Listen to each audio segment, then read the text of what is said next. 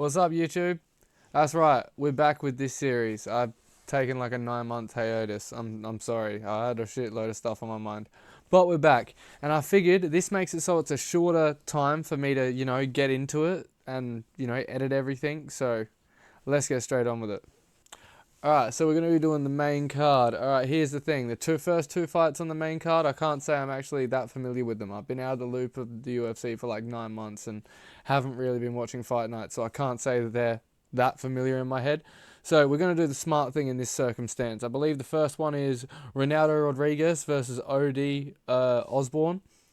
This is Noche, which means the UFC is probably trying to book Latin fighters to build them up. So by that thesis, we're going to go with Rodriguez.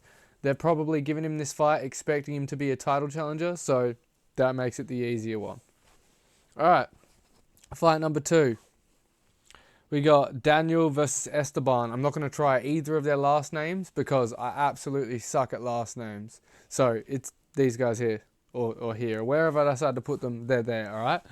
So for that one, we're going to go by the same method, alright? That's me being a complete amateur on these ones and pretty much refusing to do my research before I make this video. So yeah, by that same thing, we're going to go with Esteban. He's only taken 1 loss, but so is Daniel, but Esteban has a little bit less experience, so that could go to bite us. So if you want my experience, my opinion, please maybe leave this one out of your multi, as well as leave the later girls fight out of your multi, because it could end up costing you badly. But anyway, let's move on, because as I said, Esteban. Alright, now we got a fight I am desperately keen for. Wow, I can't even talk at the moment. You got to put it together, Scott. Alright, anyway, we got Brian Ortega versus Diego Lopez. I want to say Diego gets it done because he's an absolute menace, but we thought the same thing about Rodriguez, and in the rematch, Brian got it done. So I'm just going to say at this point right now, I do believe that it's a smarter bet to put your money on Diego Lopez, but Brian by submission is not a bad safety net bet. If you get like halfway through the parlay and you feel like maybe I should put a safety on, there's your safety net. Put him by submission and put Diego Lopez just to win in the middle of the parlay, and either way it'll work out pretty decent. Now let's move on. Alright, now we got Alexa Grasso versus Valentina Shevchenko. Everyone knows Shevchenko is the GOAT at flyweight, but when Alexa Grasso took her to a draw the last time, it kind of left everything 50-50. My pick, personally, I think Alexa Grasso, being the younger competitor, having the time to adapt and get ready for this rematch, again, will end up winning it. But that is an unsecure bet, because Shevchenko is one of the greatest we've ever seen at this weight class. So, in my opinion, the best thing we can do with this thing is leave it out of the multi and make it a separate bet entirely. Or make 2 different multis and include this one in one of them.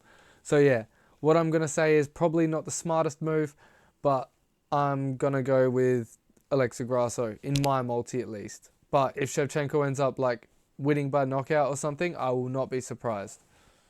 Anyway, we're going to the main event of the night. I should have said the last one was co-main event, but you get the idea. Anyway, we get to the last one of the night. Sean O'Malley versus Merab. Now, I'm going to say this is very 50-50 from the bettors line, and I think a lot of people can see it that way. But Merab is an absolute animal when it comes to wrestling, but we've seen him eat shots from people before and be a complete walking zombie. So I'm going to say right now, I feel like Sean O'Malley does get it done by knockout, but if he can get it done by knockout, it'll be within the first 3 rounds. If it doesn't happen within that time frame, I feel like Merab will run away with this fight. So if you want to do a smart bet on your parlay, when you do them 2 bets, make one Sean by knockout and make the other Merab by decision. They're your smart bets. Alright, we've come to the end of this. I told you it'd just be a nice, sweet, simple, short video that I can get up, get out, and people can say, wow, he actually predicted this card. So you're welcome. Thank you for stopping by. Remember, like, comment, subscribe, and tell me, do you agree with me? Do you disagree with me? Like, tell me what's up. Let's go.